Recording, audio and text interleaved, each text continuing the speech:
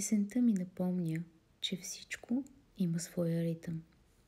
Природата, сезоните и аз самата. И тази промяна идва тихо, не пита, не обяснява, не се извинява. Просто идва и променя всичко. И някъде в тази промяна, в тишината, в меката светлина, в вятър, в шума на листата, които падат, в събирането на деня, идва и поканата.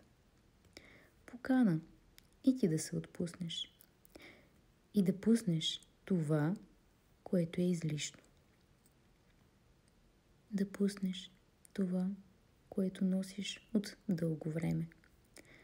Умора, очаквания, чужди гласове, контрол, перфекционизъм и нуждата винаги да знаеш къде си и на къде отиваш.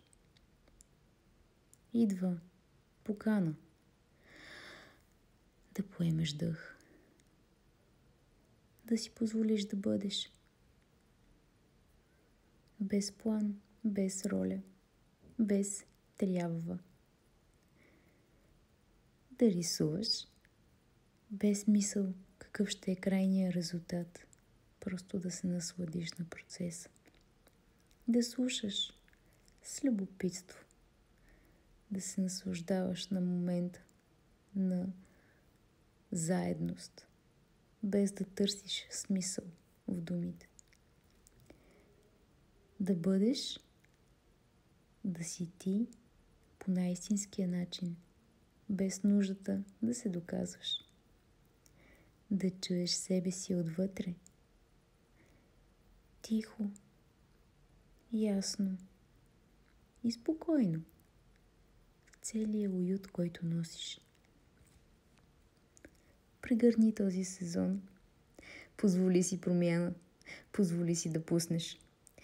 И ако усещаш, че е време да се върнеш към себе си, да махнеш всичко това, което е излишно, да намериш лекотата и вътрешния мир, да се насладиш на цвета, то те каня на едно пространство, само за теб.